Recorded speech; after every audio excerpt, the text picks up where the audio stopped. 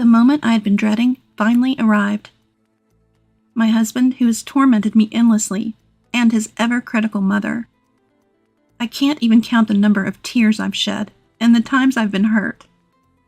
Despite it all, I've held on, trying my best to fulfill my role as a wife and homemaker.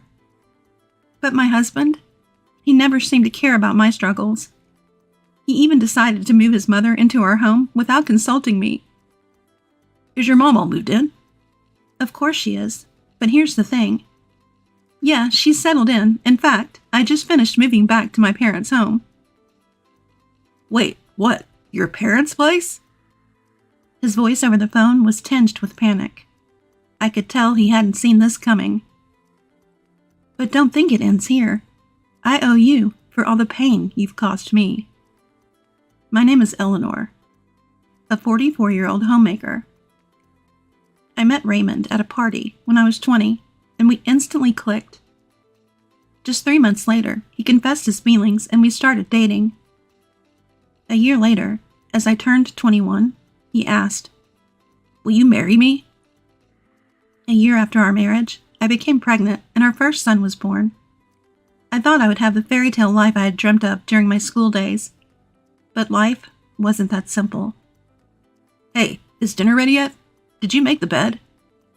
That's what Raymond always says when he comes home from work. I sometimes wonder if he thinks of me just as a maid. I'm sorry, I got a bit tied up. I'll get everything ready now. Seriously? Don't you think about how tired I am after work? I deal with so much stress to provide for our family. And remember, I'm a manager. A manager! Whenever something doesn't go his way, Raymond starts ranting about being a manager and makes snide remarks. He wasn't like this when we first got married. People often ask if I'm okay with how he behaves. Of course I'm not. It's unbearable. But honestly, I do appreciate that he brings in the money.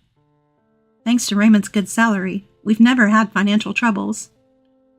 But imagine if I challenged him wrongly and he retorted, "You're defying me. Fine. I'll stop contributing to the house then." I wouldn't know what to do. So even if he says a bit much sometimes, I try to tolerate it, though I wish I could say it was always easy. But with the way Raymond's been acting lately, even that tolerance is strained. Like the other day, he ranted. "Why aren't the clothes dry? You didn't even use the dryer, did you? I told you before, I like my clothes feeling cozy. They need to be fluffy from the dryer." I had a lot on my plate with shopping and chores. I didn't get to the dryer. That's not the point. I work hard every day, but what about you? Aren't you a homemaker? Shouldn't you have time for at least this? Raymond never does household chores. He believes that's the wife's job. Just because I'm a homemaker doesn't mean I always have free time. I wish he'd help out a little. It was the same time when our child was born.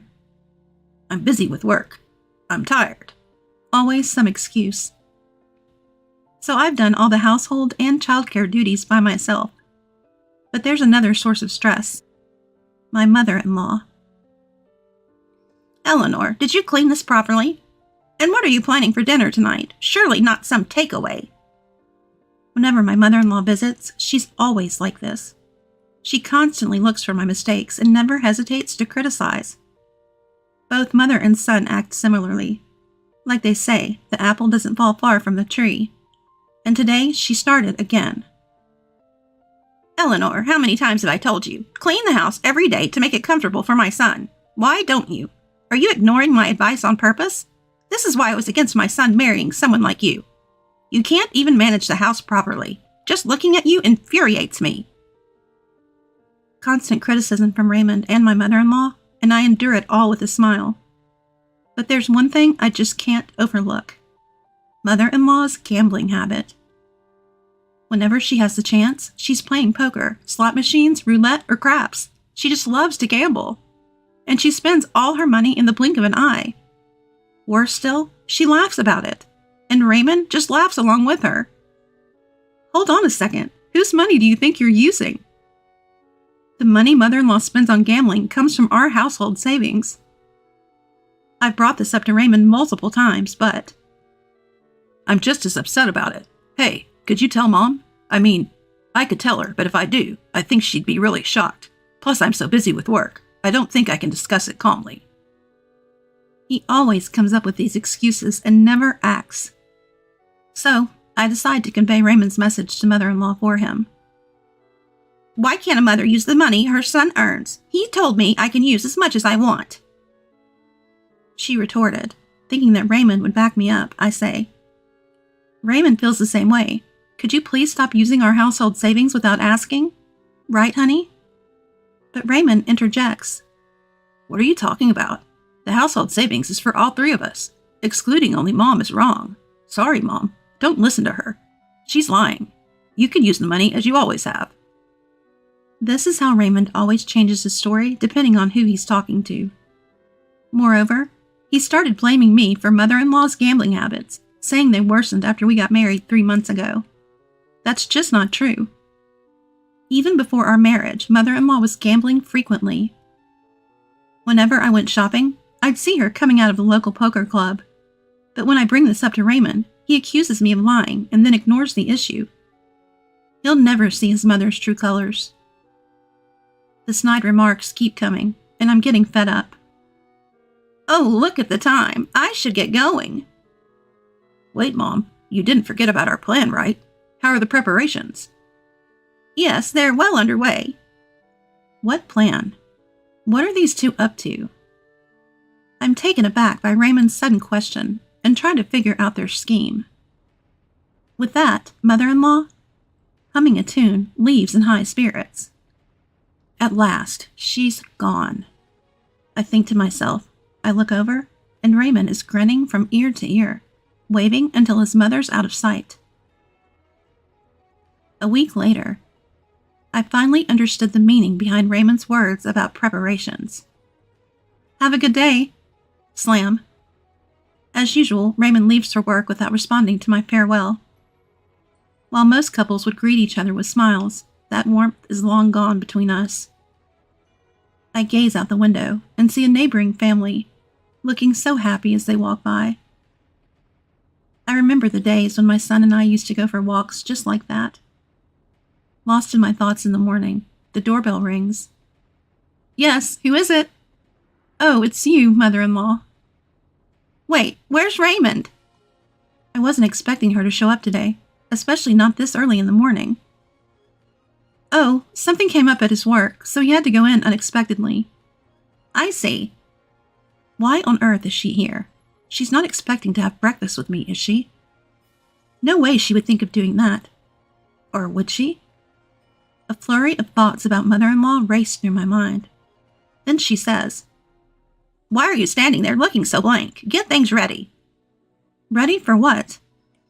I haven't eaten anything since this morning. I'm hungry, so make me breakfast. And make sure this doesn't happen again. What does she mean by from now on? The words get ready that Raymond mentioned earlier and mother-in-law's from now on phrase make me uneasy. For some reason, I had a terrible feeling about this. Feeling anxious about their comments, mother-in-law pressures me to make breakfast. I apologize and start preparing the meal. Meanwhile, mother-in-law observes me, not even blinking. More like monitoring than observing, maybe. It's hard to do. Under her piercing gaze, I silently and earnestly prepare the breakfast. Suddenly, mother-in-law says, It's pitiful to think my son eats this poorly presented food every day. It looks terrible and probably tastes just as bad. I'd love to know how you manage to cook so poorly. She ridicules me, mockingly laughing and complaining. Why do I have to hear this all first thing in the morning? What was supposed to be a pleasant morning felt as if it had turned into a downpour. Sorry for the wait. It took you long enough. How much time do you need for a meal like this? Maybe you should attend a cooking class. Then you might be able to cook something decent. Though even then, it'd be like getting a D instead of an F. Having a meal alone with my mother-in-law for the first time? Seeing her stern face while eating, I lost my appetite, and the meal I put so much effort into tasted bland. Suddenly, my mother-in-law set down her fork, stating, I don't even feel like eating this. Clear it away. I'm sorry. I just can't take this anymore. I wish she'd leave sooner. But little did I know my wish would be shattered in no time. Ring, ring. Excuse me for a moment. Hey, Mom's there, right? Let me talk to her.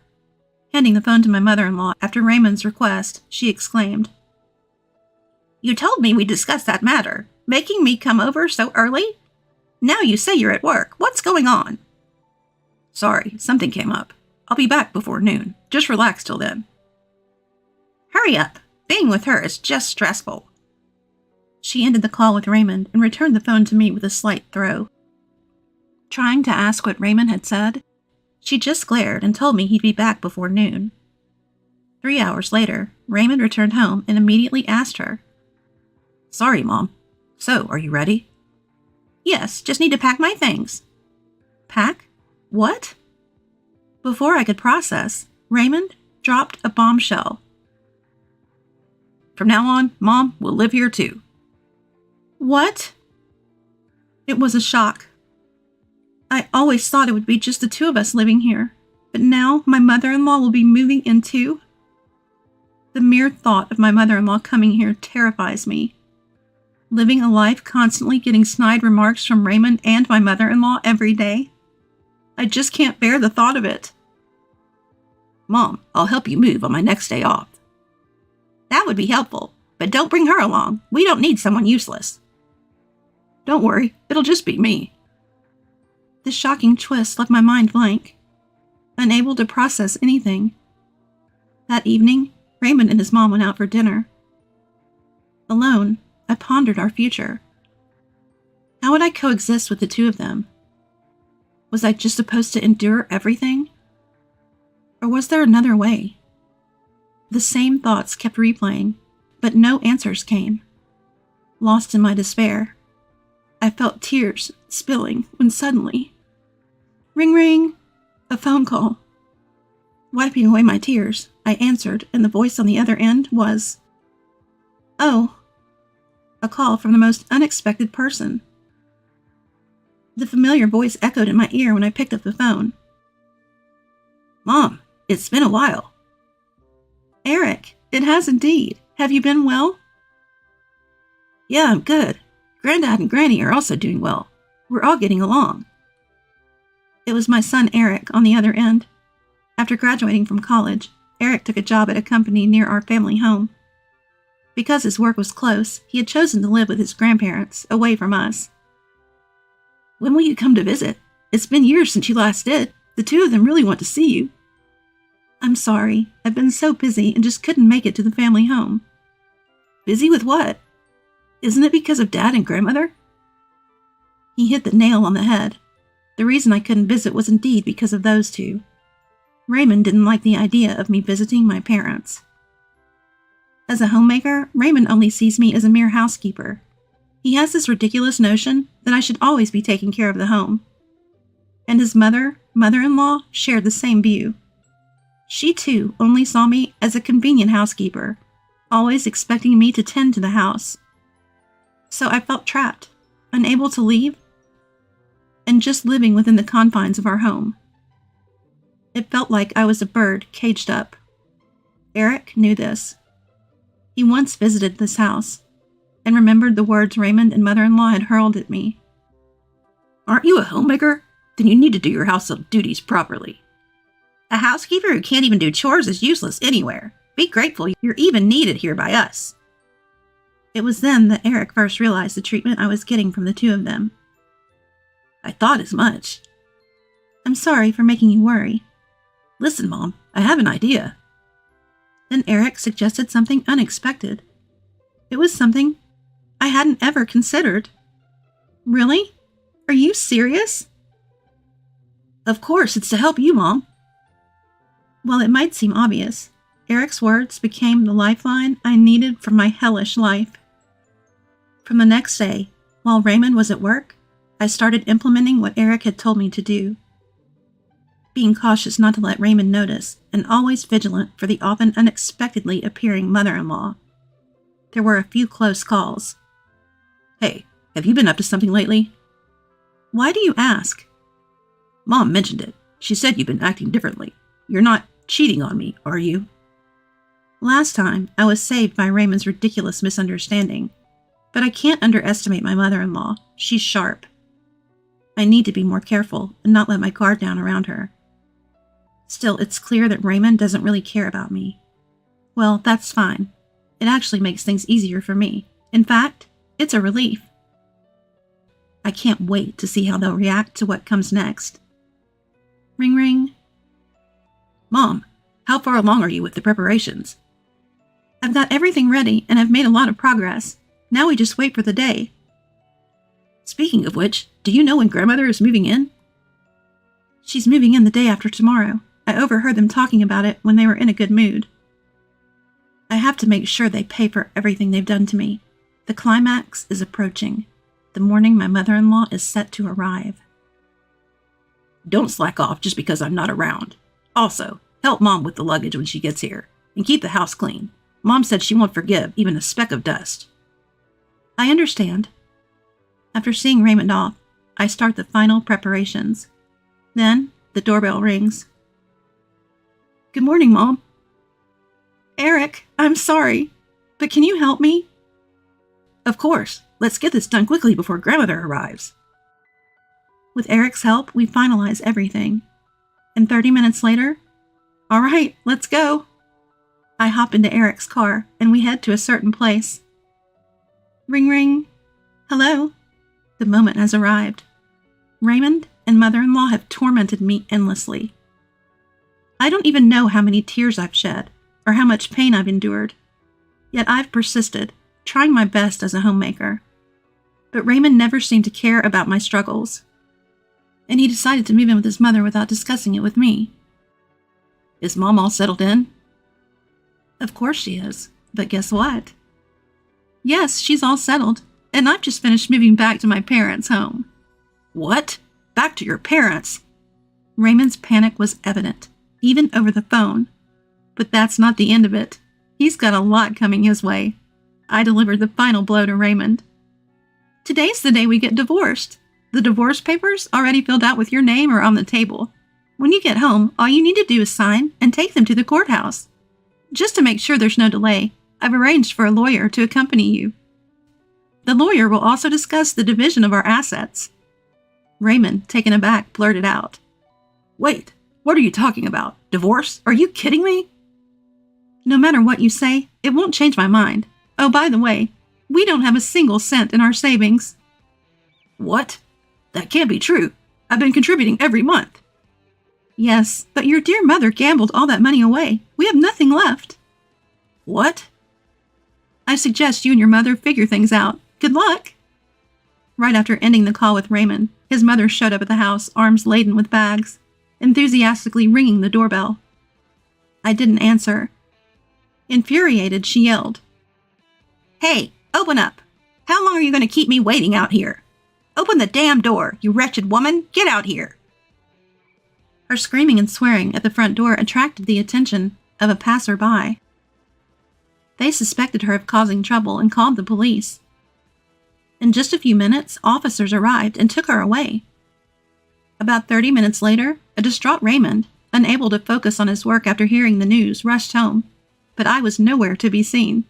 The only thing waiting for him was the divorce paper on the table. The sight left him completely speechless, and he just sat down devastated. 2 hours later, the lawyer arrived and accompanied a despondent Raymond to the courthouse to submit the divorce papers. At last, our divorce was finalized. The next day, after being released from police custody, Raymond's mother came home, only to find her son deeply affected by the shock of the divorce.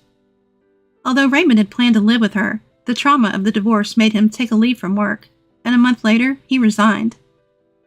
With no income, he had to sell the new house they had just built. They managed to get by with the money from the sale, but his gambling-addicted mother depleted it all. Rumor has it, they now live like homeless people in a nearby park. After the divorce, I began to live peacefully at my parents' house. The money from the sale of the house came to me as well. With that money, I commented, "This place is lovely." Yeah, it's a popular resort hotel these days.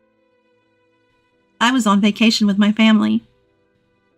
Finally, free from the nightmare, I could live my life on my own terms. That joy is unparalleled.